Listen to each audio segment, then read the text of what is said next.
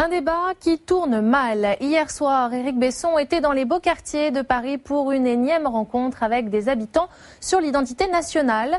Tout s'annonçait très calme et pourtant, la discussion a très vite dégénéré. Nos journalistes Marc Fontanel et Asdine Ahmed Chaouch étaient là.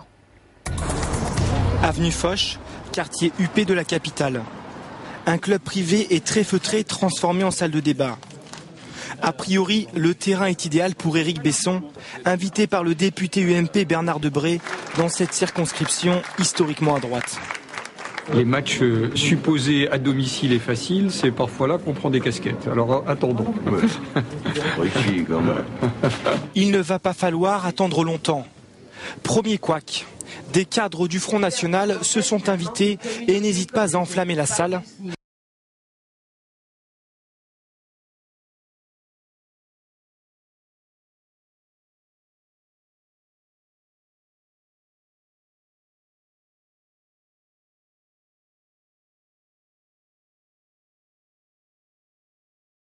En interpellant le ministre sur les prostituées étrangères à Paris.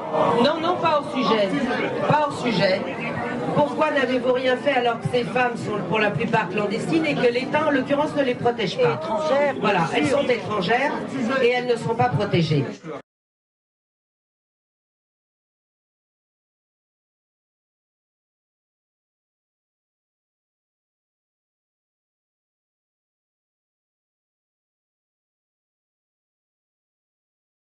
L'incident le plus spectaculaire se produit quelques questions plus tard.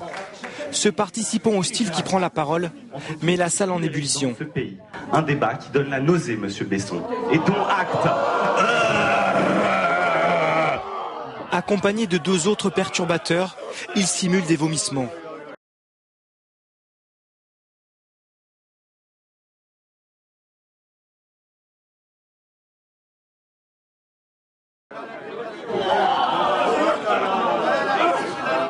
C'est la confusion, les manifestants sont exclus de force.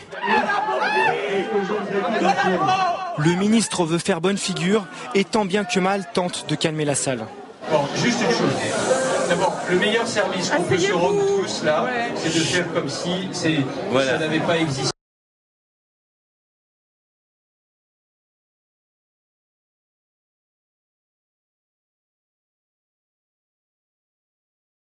Bonsoir. Je suis Marie-Christine Arnautu, je suis conseillère régionale et tête de liste aux élections régionales d'Île-de-France. Monsieur le ministre, vous me corrigez si je me trompe, mais je crois que vous avez émis ces jours-ci l'idée de faire signer aux jeunes Français de 18 ans une charte qui les attache aux valeurs de la République. Donc, permettez-moi d'émettre un doute, parce que je fais de la politique, mais je travaille aussi, comme beaucoup d'entre nous. Donc, des chartes, on en voit passer beaucoup dans les entreprises, et la plupart du temps, on passe un temps fou à les rédiger, et elles finissent au fond d'un tiroir. Et outre ce fait-là, je ne vois pas très bien, moi, et je voudrais que vous m'apportiez la réponse, comment vous pensez, à travers une charte, faire en sorte qu'il y ait une allégeance à la République, mais sincère, et que ce soit un engagement pour ces jeunes Français. Donc il y a cette mesure-là. J'entends parler, moi, en conclusion du débat sur l'identité nationale, une loi ou un décret sur la burqa. Même question. En quoi pensez-vous que cette loi peut améliorer ce que vous souhaitez, ce bien vivre ensemble que vous appelez toujours de vos vœux?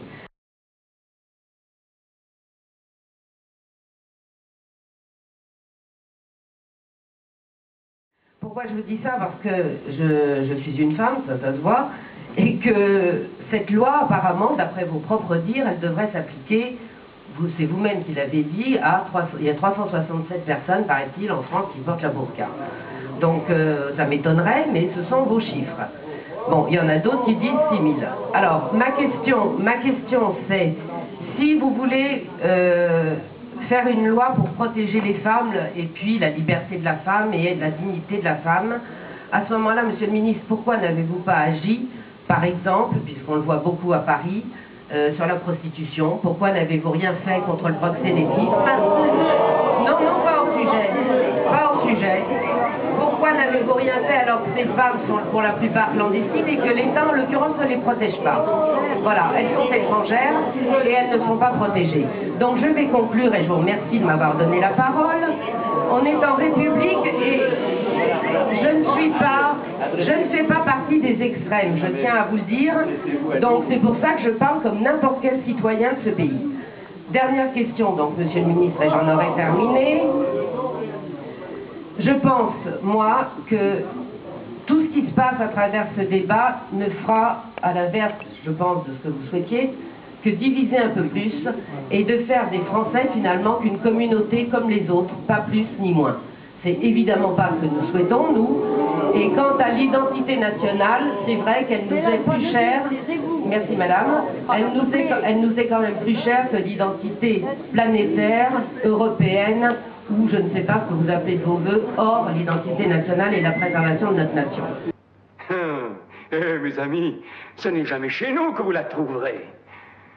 Parce que nous vous fourguons le n'importe quoi, mensonge à la chaîne. Nous vous dirons que Kojak trouve toujours l'assassin et qu'il n'y a personne qui ait le cancer, c'est Joe Mannix, entre autres. Et même si le super champion a de gros ennuis, pas de panique, regardez votre montre, à la fin il s'en sortira haut la main. Nous vous fourguons la merde à volonté.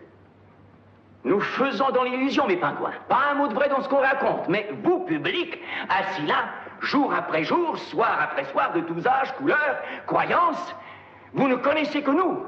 Vous commencez à la gober, la poudre aux yeux que nous vous jetons. Vous commencez à le croire que la TV, c'est la réalité et que c'est votre vie qui est irréelle. Vous suivez aveuglément la télévision. Vous vous habillez télé. Vous mangez télé. Vous élevez vos enfants télé. Et vous pensez même télé. Et c'est une démence de masse. Vous êtes manipulés par le saint nom de Dieu. C'est vous, le public, qui êtes la réalité. Nous, on est une illusion.